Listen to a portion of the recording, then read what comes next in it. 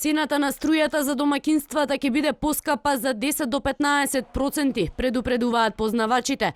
Дури и да потфрли домашното производство, струја на светските пазари има, но таа е скапа. Новата цена ќе се прелее врз грбот на граѓаните. Експертот за енергетска ефикасност Игор Панчевски во вечерашното издание на емисијата Трилинг вели енергетска криза имаме, можни се рестрикции. Надлежните задоцнија со подготовките.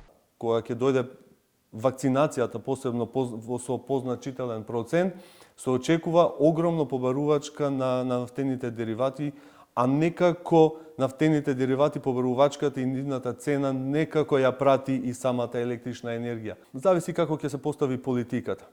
Цехот мора да се плати. Дали ќе биде преку покачувањето на електрична енергија, што мислам дека ќе се случи, но мислам дека би биле среќни ако тоа биде меѓу 10 и 15%. А другото, веројатно, преку некаков друг вид на даноци кои што би се уклучиле дополнително. Од ДСМ и денеска за телевизија 24 велат струја за домаќинствата има. Простор за паника нема. Но колкави се резервите на јаглен во рек Битола не откриваат. Производството на електрична енергија е стабилно и снабдувањето на домаќинствата се одвива редовно и непречено. Сите енергетски и други надлежни институции работат на заедничко решение и вложуваат координирани напори за надминување на настанатата состојба. На 2 ноември пак истекува рокот на јавниот повик за набавка на 900.000 тони јаглен за потребите на третиот блок во рек Битола. Струја која според информациите треба да ги задоволи потребите на стопанството и институциите. Стопанството веќе се сочува со проблеми, а од МЕПСО, иако побаравме денеска одговор, не добивме.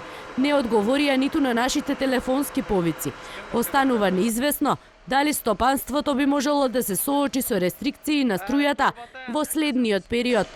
Надлежните спасот од енергетската криза го гледаат во активирање на домашните капацитети. Од 1 ноември најавено е со работа да стартува Маврово.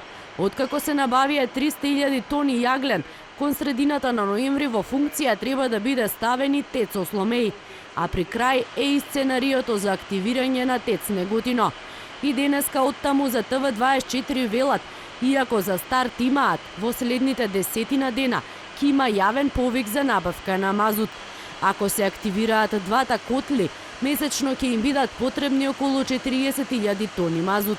Иако овој објект не работи повеќе од 10 години, оттаму уверуваат дека постојано се прават проверки и централата е подготвена веднаш да почне со работа. Сепак засега функционираат само 2 блока во рек Битола, а на состанокот кој пред неколку дена се одржа со енергетските компании беше одлучено дека во моментов услови за воведување кризна енергетска состојба во државава нема, барем до нова година.